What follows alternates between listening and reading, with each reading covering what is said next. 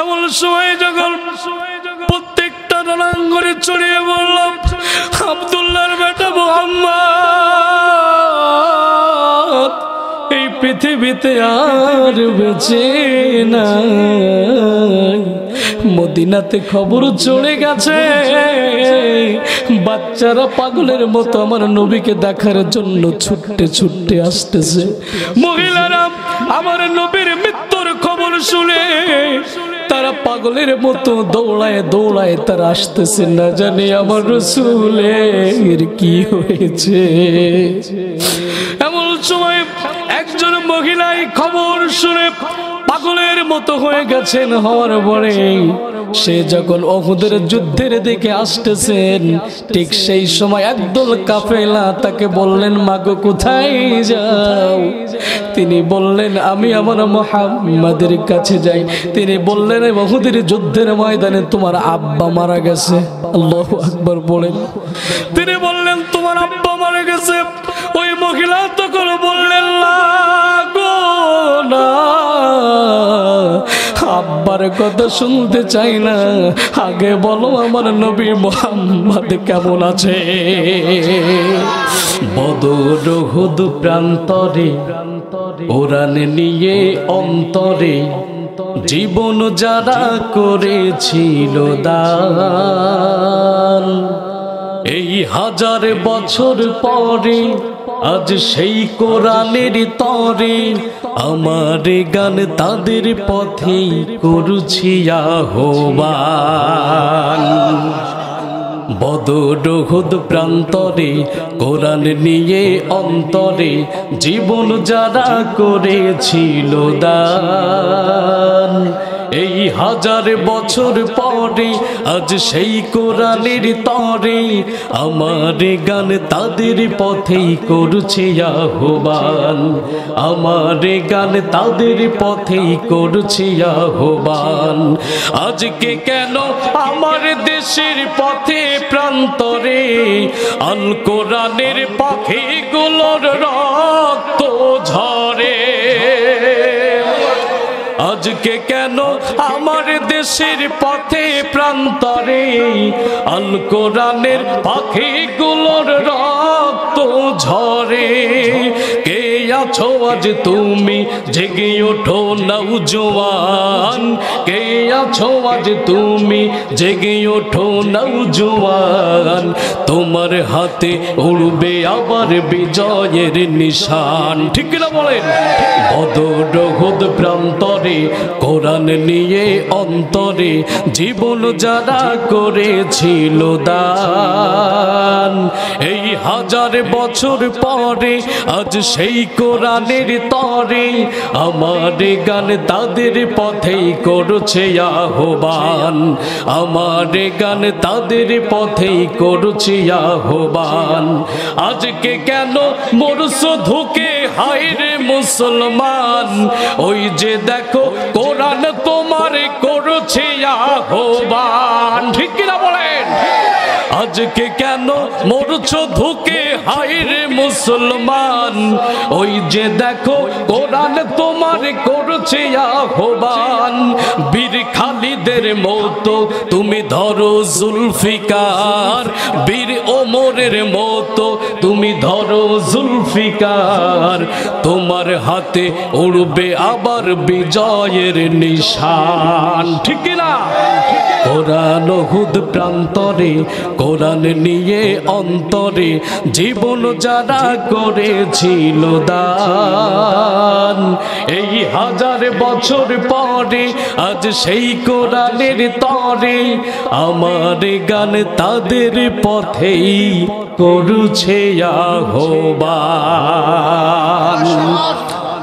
আল্লাহ তাআলা কোরআনুল কারীমের 3 নম্বর সূরা সূরাতুল আলী ইমরানের 121 নম্বর আয়াতের ভিতরে বলেছেন, ওয়া ইয গাদাউতা মিন আহলিকা তুবাউবিউল মুমিনিনা মাকাঈদা লিল কিতাল ওয়াল্লাহু সামিউন আলীম।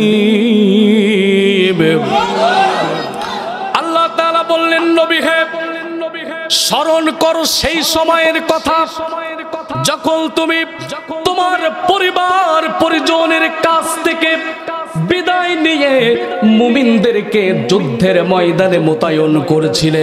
ও নবী, সেই সময় তুমি জানতে তোমার আল্লাহ সব কিছু জানেন এবং তার বান্দাদের তিনি ভালো করেই চিনেন।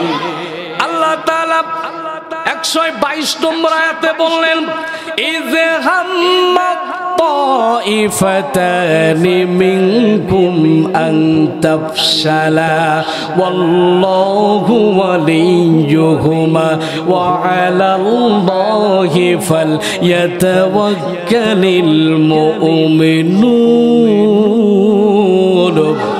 আল্লাহ তাআলা বললেন, বিশেষ করে সেই নাজুক পরিস্থিতির বিষয়টা আপনি একটু ভালো করে বুঝেন। যেই সময় আপনি আপনার দল নিয়ে যখন উহুদের যুদ্ধের ময়দানে যাচ্ছিলেন, ঠিক সেই সময় এই দল থেকে দুইটা দল পৃথক হয়ে চলে যাচ্ছিল। সেই সময় ওই দুইটা দলকে বুঝিয়ে আবার আপনার দলের সাথে শামিল করে আমি রব্বুল আলামিন আপনার দলকে সমসীন করে দিয়েছি। ও আমার হাবিব, যারা ইমানদার তারা যেন সব সময় আমার উপরে ভরসা করে।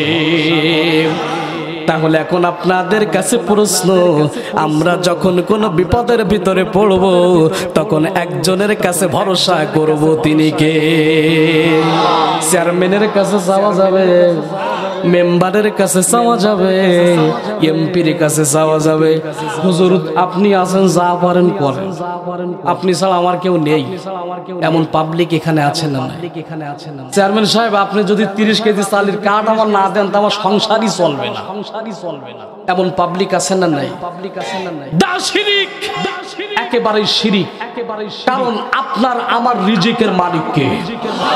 আল্লাহ তাআলা বললেন, ওয়া মাইয়াত্তাকিল্লাহা ইয়াজআল লাহু মাখরাজা ওয়া ইয়ারযুকুহু মিন হাইসু লা ইয়াহতাসিব ওয়া মাইয়াতাওয়াক্কাল আলাল্লাহি ফাহুয়া হাসবু।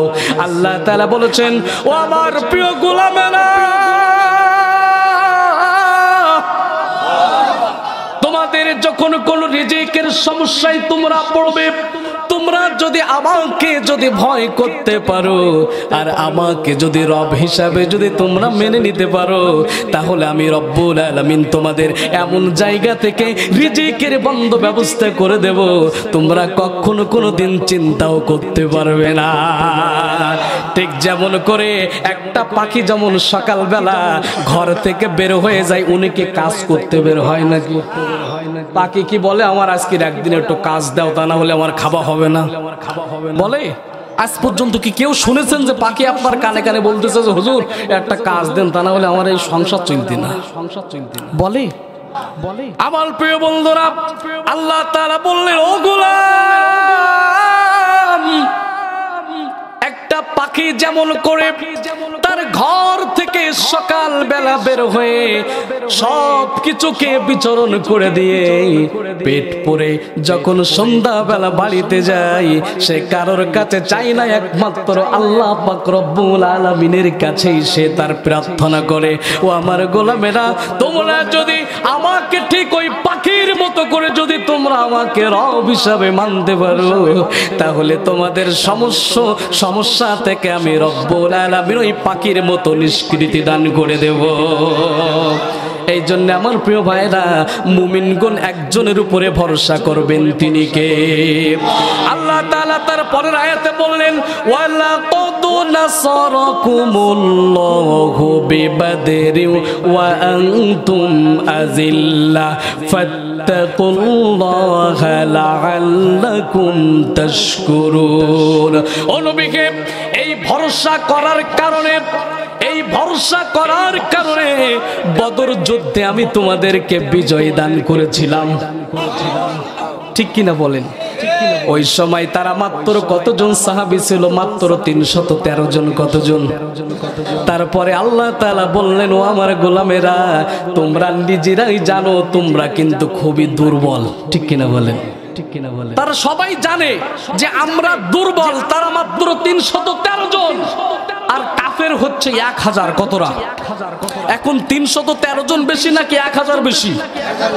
এই জন্য আল্লাহ তাআলা বললেন, ওয়ালাকাদ নাসারাকুমুল্লাহু বিবাদরিন ওয়া আনতুম আযিল্লা ফাত্তাকুল্লাহা লাআল্লাকুম তাশকুরুন।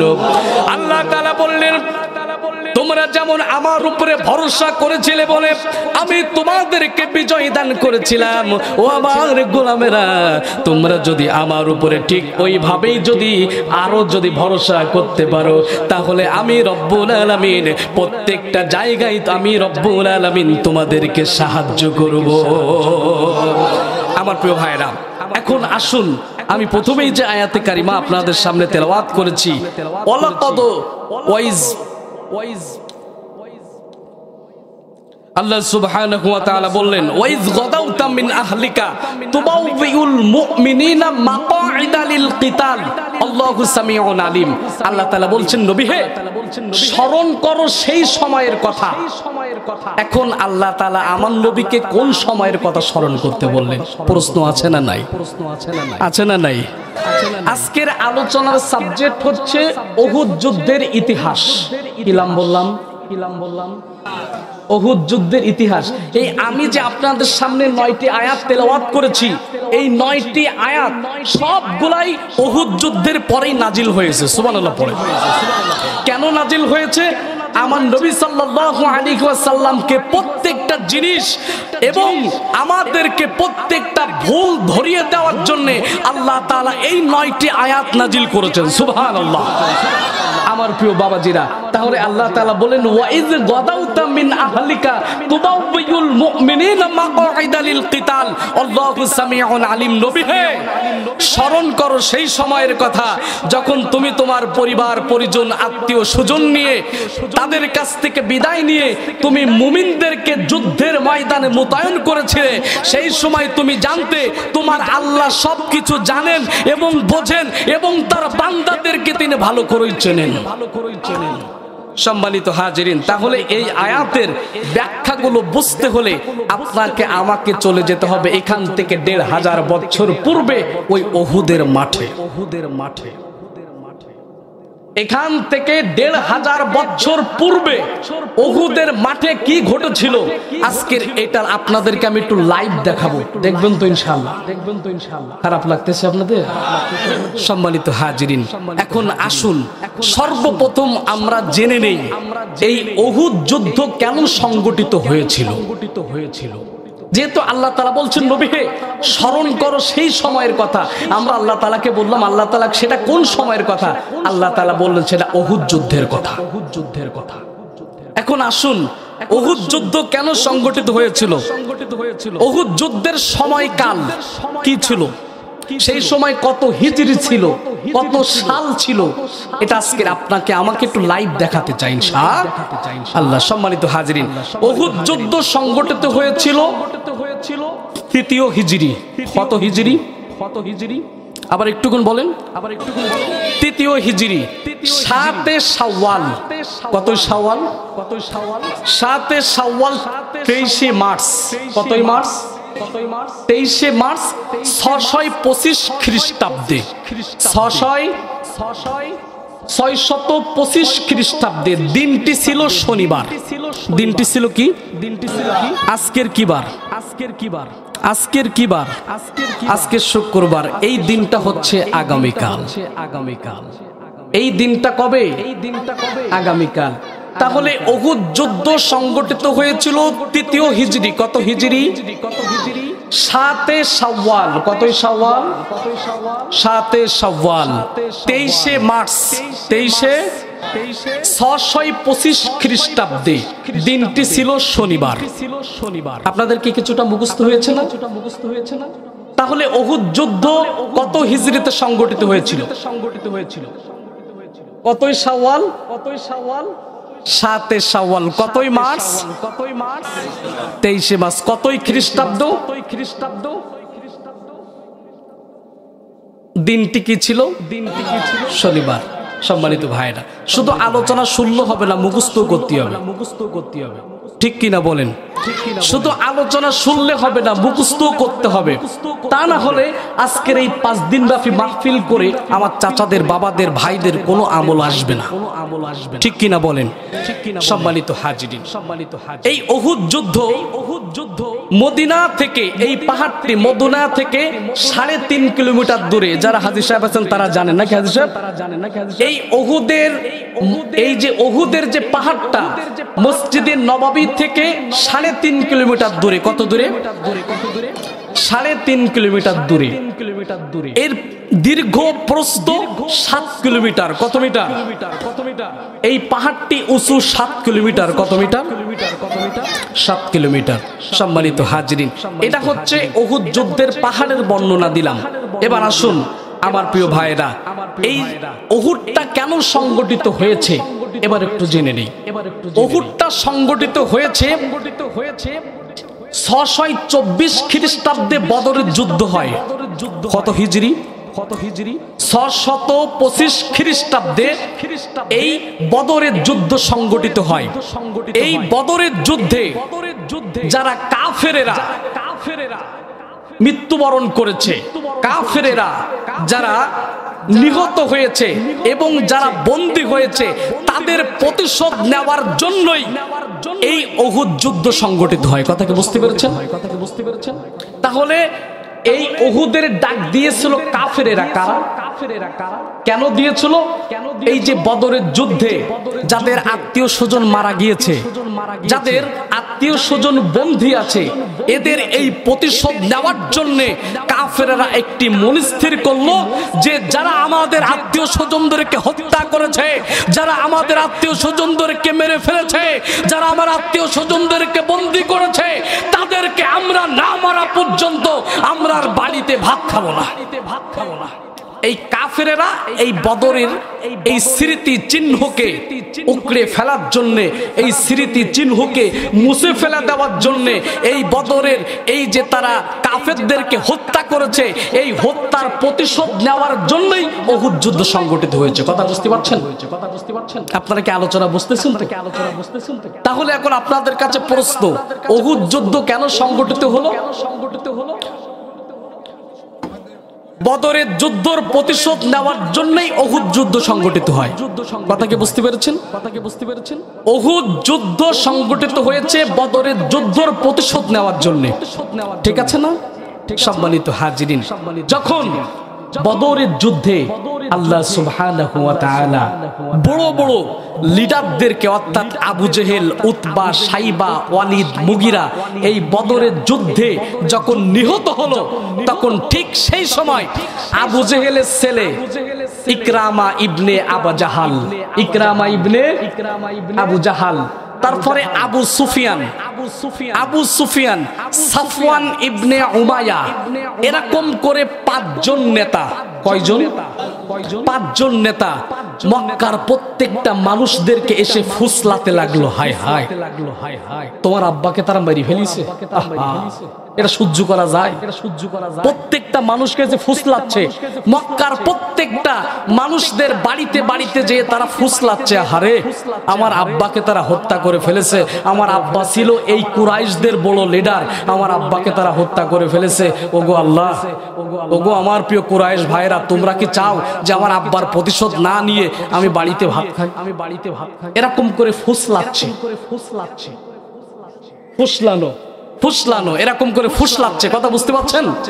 প্রত্যেকটা মানুষকে মনে করেন হাজী সাহেবকে আমি হত্যা করে ফেললাম, এবার ওনার ছেলেরা গিয়ে আপনাদেরকে ফুসলাচ্ছে, ইস হাজী সাহেব একজন ভালো মানুষ ছিল, ওনাকে হুজুর মেরে ফেলছে, হুজুরকে না মারা পর্যন্ত আমরা বাড়িতে ভাত খাবো না।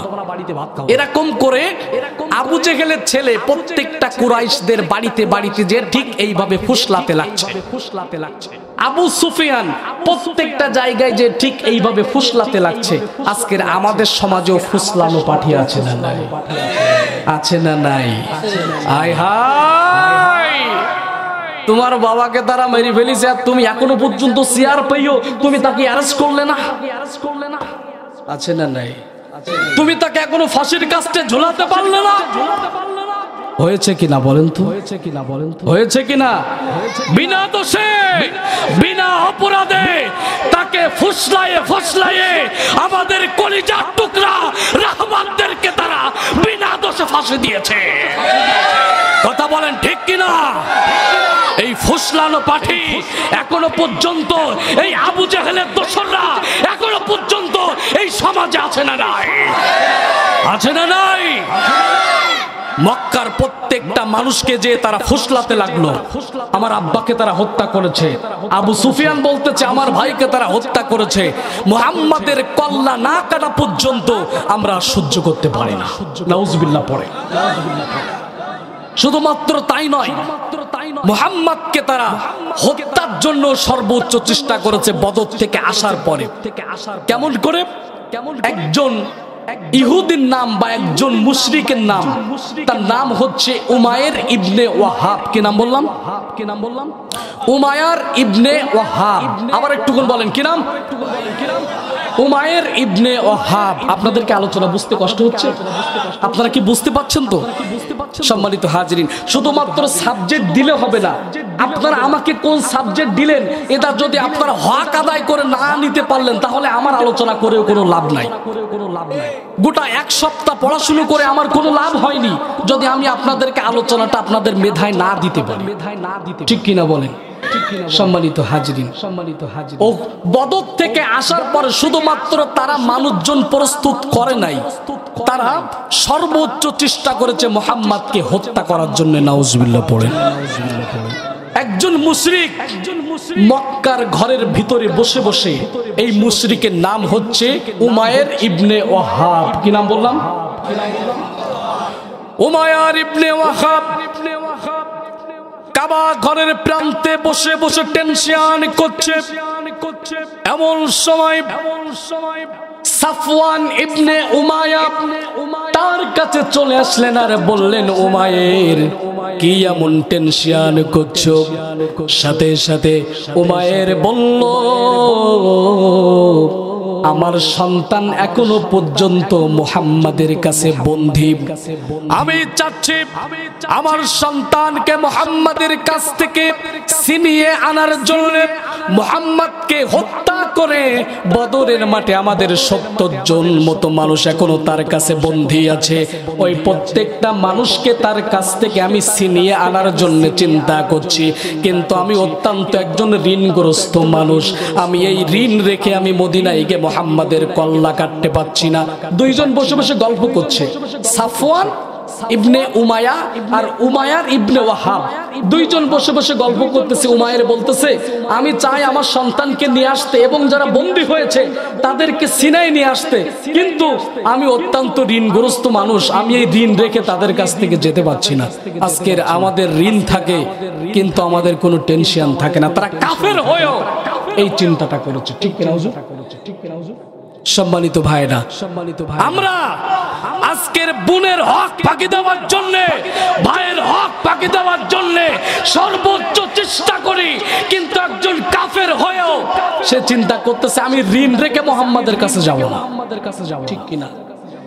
এই বোনের হক ফাঁকি দেওয়া, ভাইয়ের হক ফাঁকি দেওয়া পাবলিক তো এখানে নাই। সত্যি আছে না নাই? আমি মনে করলাম শুধু আমার সাতক্ষীরায় আছে, এখানেও আছে। সে একজন কাফের হয়ে বলতেছে আমি ঋণ রেখে মুহাম্মাদের কাছে যাব না। তখন সাফওয়ান ইবনে উমাইয়া বলল, শোনো উমায়ের, তুমি যে অত্যন্ত ঋণগ্রস্ত একজন মানুষ, আমি যদি তোমার ঋণের বোঝাটা যদি আমি আমার কাঁধে নিয়ে নেই, আমি যদি তোমার ঋণগুলোকে পরিশোধ করে দেই এবং তোমার পরিবার পরিজনের দায়িত্ব যদি আমি নেই, তাহলে কি তুমি মুহাম্মাদের কল্লা আমার কাছে দিতে পারবে? নাউজুবিল্লাহ বলেন। তখন উমায়ের ইবনে ওয়াহাব বলল, সাফওয়ান, তুমি যদি আমার ঋণগুলোকে পরিশোধ করে দিতে পারো আর আমার পরিবার পরিজনের দায়িত্ব যদি তুমি নিতে পারো, তাহলে তুমি আমাকে 3 দিন সময় দাও। এই 3 দিনের ভিতরে মুহাম্মাদের কল্লা আমি তোমার কাছে নিয়ে আসবো। নাউজুবিল্লাহ। হঠাৎ করে সাফওয়ান ইবনে উমাইয়া বলল, উমাইয়ার কোনো টেনশন দরকার নাই, আমি তোমার ঋণগুলোকে পরিশোধ করে দেব এবং তোমার সন্তান পরিবার পরিজনের দায়িত্ব আমি নিজেই নেব। সর্বোপরি একমাত্র আমার একটা জিনিস দরকার, যে আমার আব্বাকে হত্যা করেছে ওই মুহাম্মাদের কল্লা তুমি যদি আমার কাছে এনে দাও, তাহলে আমি তোমাকে শুধুমাত্র তোমার ঋণ পরিশোধ করে দেব না, তোমার পরিবার পরিজনের শুধুমাত্র দায়িত্ব নেব না, আমার যে 100 উট আছে ওই 100 উট আমি তোমাকে দিয়ে দেব। নাউজুবিল্লাহ পড়েন।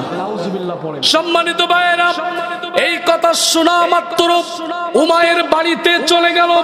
বাড়িতে চলে যাওয়ার পরে বাড়ির ভিতর থেকে সঙ্গে সঙ্গে রাঙ্গা তরবারি বের করলেন। নাউজুবিল্লাহ। রাঙ্গা তরবারি বের করার পরে সাথে সাথে ওই তরবারির মুখে তিনি বিষ মিশিয়ে দিলেন। কি মিশিয়ে দিলেন? বিষ মিশিয়ে দিলেন।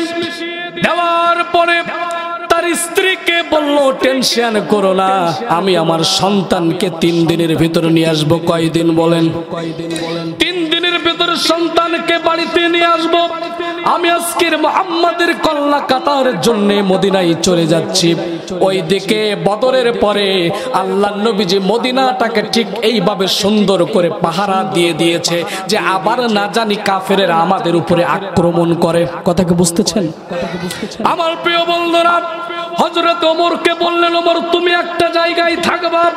আবু বকরকে বললেন, তুমি একটা জায়গায় গোয়েন্দাগিরি করবা। সালমান ফারসিকে বললেন, তুমি একটা জায়গায় গোয়েন্দাগিরি করবা। ঠিক এইভাবে প্যান্ডেলের মতো করে সুন্দর করে আল্লাহর নবী সাল্লাল্লাহু আলাইহি ওয়াসাল্লাম প্রত্যেকটা জায়গায় গোয়েন্দা ফিট করে দিয়েছেন, আবার যাতে করে কাফের আসলে তাকে যেন অ্যাটাক করতে পারে। কথা কি বোঝা যাচ্ছে? সম্মানিত হাজিরিন, এমন সময় উমাইর চলে গেল আল্লাহর নবীর কল্লা কাটতে মদিনায়।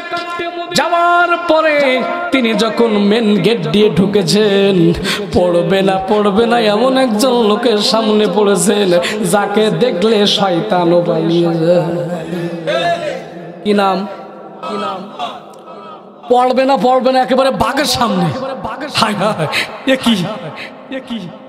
একেবারে পড়বে না একদম বাঘের সামনে। হযরত ওমর তাকে দেখে প্রথমেই কিছু বললেন না, কারণ আল্লাহর নবী যেটাকে অর্ডার দেয় না সাহাবেরা জীবন চলে যায় সেটা গ্রহণ করে না। ঠিক কিনা বলেন? আমার প্রিয় বন্ধুগণ, হযরত ওমর উমাইরকে দেখে সাথে সাথে চলে গেল আল্লাহর নবীজির কাছে। আল্লাহর নবীজির কাছে চলে যাওয়ার পরে বললেন, ওগো আল্লাহর হাবিব, আমার সাথে এমন একজন ব্যক্তির দেখা হয়েছে, তার ভাবটা একটু সোসোর মতো মনে হয়েছে। যারা একটু ইবলিস টাইপের, এদের দেখলে মনে হয় যেন সোসোর ভাব। ঠিক কিনা বলেন? যারা বেয়াদব, যাদের ভিতরে ঈমানি শক্তি নাই, এরা শুধু মুখে ফটফট করে, কাজেই তারা। ঠিক কিনা বলেন? এরা শুধু মুখে ফটফট করে, আমরা পালাবো না। কথা কি? কথা বোঝেন নাই? কষ্ট হচ্ছে? সম্মানিত ভাইয়েরা, যাদের ভিতরে ঈমানি শক্তি নাই, যাদের ভিতরে ঈমানি জজবা নাই, এদের শুধু মুখে ফটফট, এরা কাজে ঘোড়ার ডিম। ঠিক কিনা বলেন? এদের ভাব দেখলে একটু সোসোর মতো মনে হয়। ঠিক কিনা বলেন? সম্মানিত ভাইরা, হযরত ওমর আল্লাহর নবীর কাছে চলে গেলেন।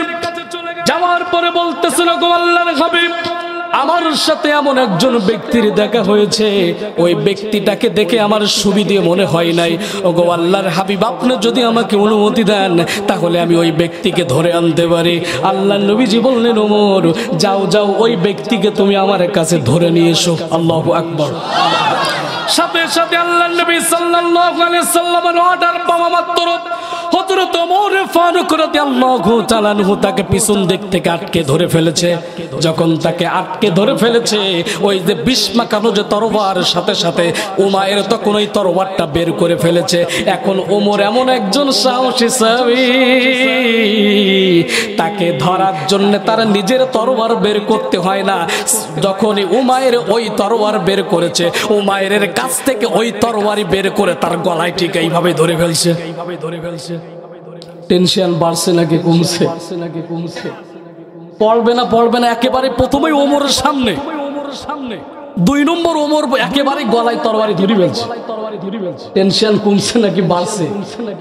ওর কি আর মুহাম্মাদের কল্যাণ নেওয়ার কথা মনে আছে? কারণ পড়ছে কার সামনে? যাকে দেখলে শয়তান 40 দিন সেই রাস্তাতে হাঁটে না। সম্মানিত হাজিরিন, হযরত ওমর উমাইরকে আল্লাহর নবীজির কাছে ধরে নিয়ে গেল। নিয়ে যাওয়ার পরে হযরতে বিশ্ব নবী মুহাম্মদ রাসূলুল্লাহ সাল্লাল্লাহু আলাইহি ওয়াসাল্লাম উমাইরকে বললেন, উমাইর তুমি এখানে কেন আসছো? তিনি বললেন, ওগো আল্লাহর হাবিব, আমি আমার সন্তানকে আপনার কাছ থেকে নিয়ে আসার জন্য এসেছি। আমি আপনার সাথে কোনো সন্ধি, আমি আপনার সাথে কোনো গ্যামজাম করতে আসে নাই। আসলে কি তার উদ্দেশ্য ওইটা? তার উদ্দেশ্য কি? মুহাম্মদকে হত্যা করা, কল্লা নেওয়া। সম্মানিত হাজিরিন, এমন সময় মুহাম্মদ বলতেছেন, তুমি যদি তোমার সন্তানকে যদি সত্যি সত্যি তুমি যদি আমার কাছে নিতে আসতে, তাহলে তো কখনো তোমার হাতে এই তরোয়ার থাকতো না। ঠিক কিনা? তুমি সত্যি কথা বলো, তুমি কেন মদিনায় আসছো? আর যদি তুমি সত্যি কথা না বলো, সামনে কিন্তু এখনো ওমর দাঁড়াই, সামনে কিন্তু এখনো কে দাঁড়ায়? ওমর এখনো দাঁড়াই। ওমরের দেখলে এমন ভাবে ভয় পেতেন, আল্লাহ রাসূল সাল্লাল্লাহু আলাইহি সাল্লাম বলেছেন, ওমর তুমি যখন আমার বাড়িতে আসো, আমার বউরা তখন ঘরের ভিতরে চলে যায়। সুবহানাল্লাহ পড়েন। তখন তিনি মনের আক্ষেপে বলতেছে, ওমর বউ আমার আর ভয় করে তোমার। বলতেছে, উমাইর এখনো যদি তুমি সত্য কথা না বলো, ওমর গন্ত এখানে দাঁড়ানো আছে। তিনি বলতেছেন, সত্যি সত্যি ইয়া রাসূলুল্লাহ, আমি আমার সন্তানকে নিয়ে আসার জন্য আপনার কাছে এসেছি। তিনি বললেন, না তুমি মিথ্যা কথা বলছো। তুমি কি কাওয়ার চত্বরে বসে তুমি কি সাফওয়ানের সাথে আমার মৃত্যুর পরিকল্পনা করো নাই? তুমি কি আমাকে মারার জন্য তুমি কি তোমার তরবারিতে বিষ মিশাও নাই?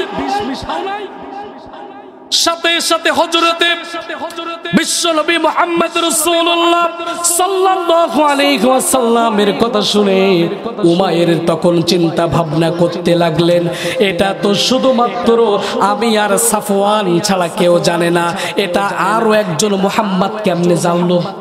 সুবহানাল্লাহ পড়েন। তিনি বলতেছেন, গো আল্লাহর হাবিব,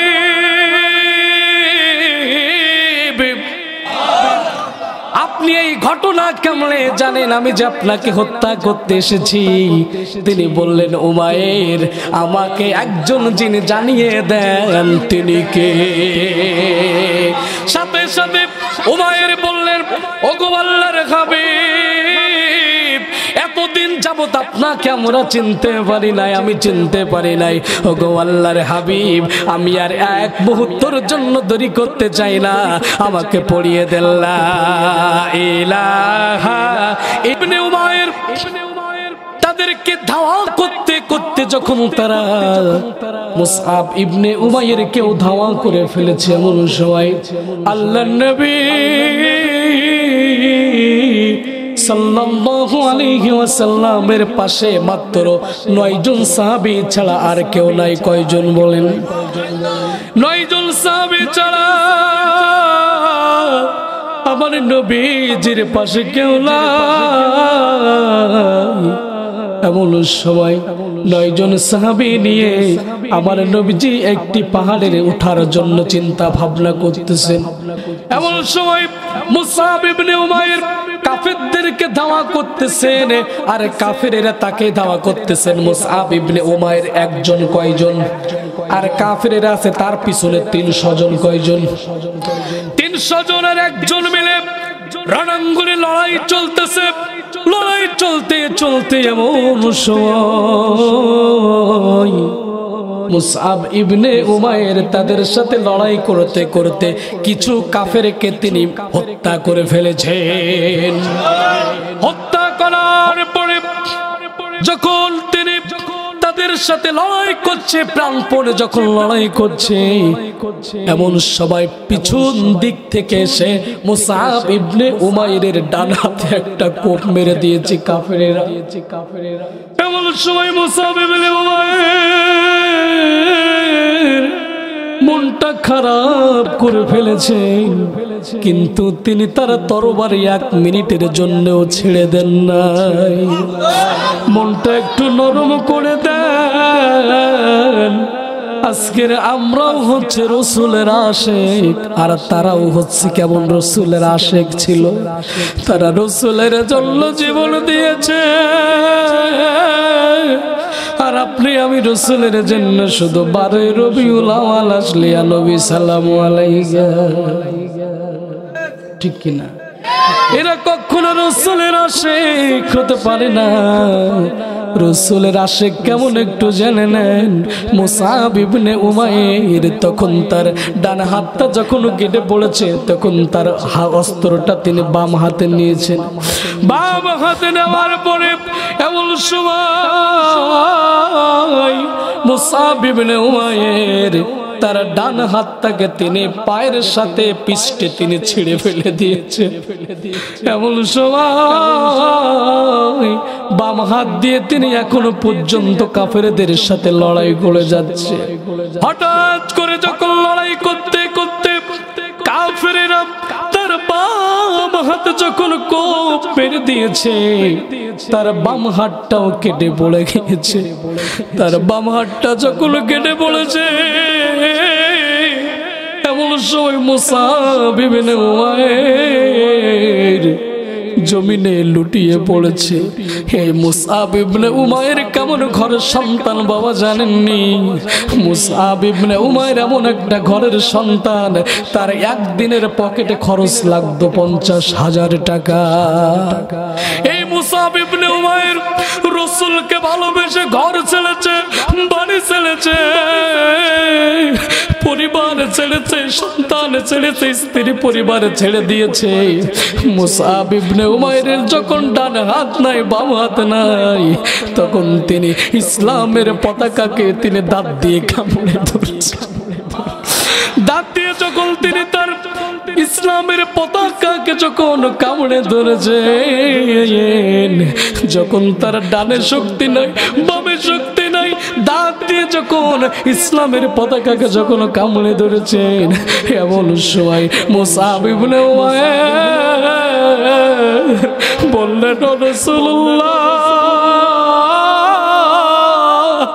ওগো আল্লাহ, তোমার রাসূলের জন্য হাত কেটে দিলাম, ডান হাতে কেটে দিলাম, বাম হাতে কেটে দিলাম। ওগো আল্লাহ, কাল কিয়ামতের মাঠে যখন আমার কেউ আপন থাকবে না গো, এই রাসূলের সাথে তুমি আমাকে জান্নাত দিয়ে দিও। আমার প্রিয় বাবাজিরা, এমন সময় মুসআব ইবনে উমাইর যখন দাঁত দিয়ে ইসলামের পতাকা কামড়ে ধরেছেন, দাঁত দিয়ে যখন কামড়ে ধরেছেন গো, এমন সময় একজন কাফের মুসআব ইবনে উমাইরের ঘাড়ে একটি কোপ বসিয়ে দিয়েছে। যখন তার ঘাড়ে একটি কোপ বসিয়ে দিয়েছেন, মুসআব ইবনে উমাইর আল্লাহু আকবার, আল্লাহু আকবার, আল্লাহু আকবার স্লোগান দিয়ে ওই কাটা মাথা নিয়ে তিনি জমিনে লুটিয়ে পড়লেন। এমন সময় চতুর্দিকে লুটিয়ে পড়লেন গো আব্দুল্লাহর বেটা মুহাম্মদ আর দুনিয়ায় নাই। কারণ আমি প্রথমেই বলেছি মুসআব ইবনে উমাইরের চেহারা কার মতো? নবীর মতো তার চেহারা।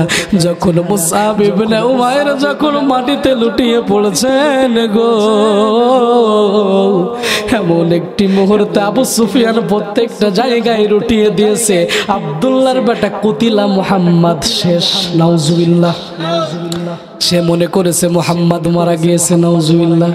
কারণ মুসআব ইবনে উমাইরের চেহারা কেমন? রাসূল সাল্লাল্লাহু আলাইহি ওয়াসাল্লামের মতো আমার মুসআব ইবনে উমাইরের চেহারা। এমন সময় যখন প্রত্যেকটা রণাঙ্গনে ছড়িয়ে বলল, আব্দুল্লাহর বেটা মুহাম্মদ এই পৃথিবীতে আর বেঁচে নাই।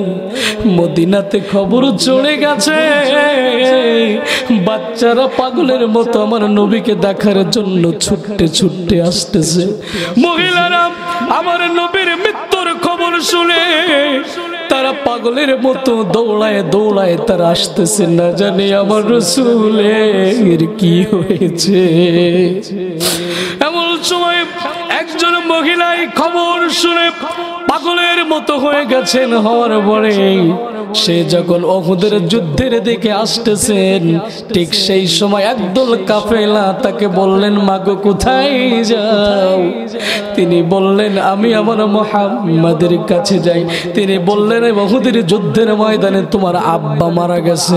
আল্লাহু আকবার বলেন। তিনি বললেন, তোমার আব্বা মারা গেছে। ওই মহিলা তখন বললেন, না গো না, আব্বার কথা শুনতে চাই না, আগে বলো আমার নবী মুহাম্মদ কেমন আছে। সে আরো দূর আগিয়ে যায়, যাওয়ার পরে আরো একদল কাফেলার সাথে তার দেখা হয়ে গেছে। দেখা হয়ে যাওয়ার পরে বলতেছে, মাগো কোথায় যাও? তোমার স্বামী এই উহুদের যুদ্ধের ময়দানে শহীদ হয়ে গেছে। তিনি বললেন, স্বামীর কথা শুনতে চাই না গো, আগে বলো আমার কলিজার টুকরা নবী মুহাম্মদ কেমন আছে। সে আরো কিছু দূর অগ্রসর হতে লাগে। অগ্রসর হওয়ার পরে সে যখন আরো একটা কাফেলার সাথে তার দেখা হয়ে যায়, দেখা হয়ে যাওয়ার পরে সবাই বলতেছে, মা গো পাগলের মতো হয়ে কোথায় যাও?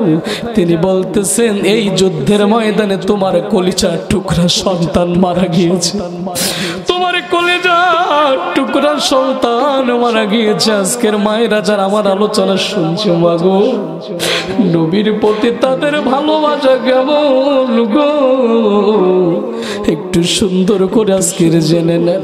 আজকের আপনি আমি দুনিয়ার প্রেমে পড়ে পড়ে, দুনিয়ার প্রেমে মজে মজে আমার রাসূলকে ভুলে গিয়েছি, কিন্তু একজন মহিলার নবীর প্রতি প্রেম একটু কেমন একটু দেখে নেন। বলতেছে, তোমার কলিজার টুকরা সন্তান যুদ্ধে মারা গিয়েছে। তিনি বলতেছেন, আমার কলিজার টুকরা সন্তান কেমন আছে জানতে চাই না, আগে আমাকে বলো গো, আমার কলিজার টুকরা নবী উহুদের যুদ্ধের ময়দানে কেমন আছে।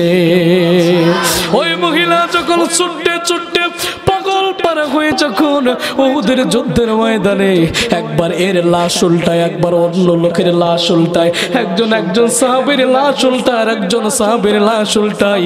স্বামীর লাশটা উল্টিয়ে তার মুখ থেকে রক্তগুলো মুছে দেয়, তার সন্তানের মুখ থেকে তার রক্তগুলো মুছে দেয়, তার বাবার মুখ থেকে তার রক্তগুলো মুছে দেয়। আর মনের ভিতরে বারবার করে চিন্তা করছে, আমার কলিজার টুকরা নবী কেমন আছে।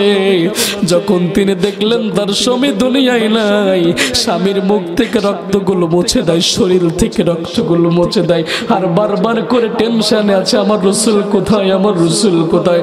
হঠাৎ করে যখন ওই মহিলা লাশ উল্টাতে উল্টাতে দেখলেন, আমার নবীজি এখনো পর্যন্ত পৃথিবীতে, আমার রাসূল মরে নাই, এখনো পর্যন্ত আমার রাসূল এই পৃথিবীতে বেঁচে আছে। সাথে সাথে ওই মহিলা নবীজির কাছে যেয়ে বললেন, নবী গো, আমার সন্তান মারা গিয়েছে, আমার স্বামী মারা গিয়েছে গো রাসূল, আমার কোনো কষ্ট নাই, আপনার চেহারা দেখেছে আমার সমস্ত কষ্টগুলো আমার জীবন থেকে দূর হয়ে গেছে। আমার নয়নে ভাসে আরবের ছবি, মক্কা মদিনাতে আছেন যেন নবী। আমার নয়নে ভাসে আরবের ছবি, মক্কা মদিনাতে আছেন যেন নবী। আমি যেন স্বপ্নে তোহার দেখা পাই, আমি যেন স্বপ্নে তাহার দেখা পাই। সাল্লাল্লাহু আলাইহি আলাইহি, একটু বলা যাবে? সাল্লাল্লাহু আলাইহি আলাইহি, সাল্লাল্লাহু আলাইহি আলাইহি।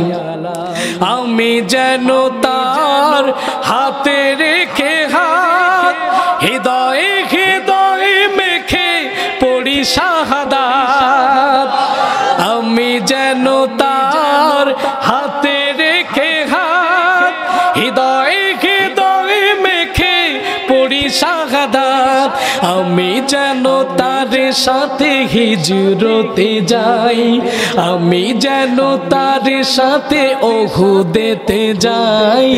সাল্লাল্লাহু আলাইহি আলাইহি, সাল্লাল্লাহু আলাইহি আলাইহি, সাল্লাল্লাহু আলাইহি আলাইহি। আমার নয়নে ভাসে আরবের ছবি, মক্কা মদিনাতে আছেন যেন নবী। আমি যেন স্বপ্নে তাহার দেখা পাই, আমি যেন স্বপ্নে তাহার দেখা পাই। সাল্লাল্লাহু আলাইহি আলাইহি, সাল্লাল্লাহু আলাইহি আলাইহি, সাল্লাল্লাহু আলাইহি আলাইহি। সম্মানিত হাজিরিন, আপনারা আমার জন্য দোয়া করুন। 11টা বেজে গিয়েছে, আমি আপনাদের জন্য দোয়া করি। আল্লাহ সুবহানাহু ওয়া তাআলা যেন আমাদেরকে দ্বীনের জন্য, ইসলামের জন্য কবুল করুক, আমরা বলি আমিন। কালকেও আপনাদেরকে এখনো পর্যন্ত 2 দিন আলোচনা শুনতে হবে, ধৈর্য সহকারে শুনুন।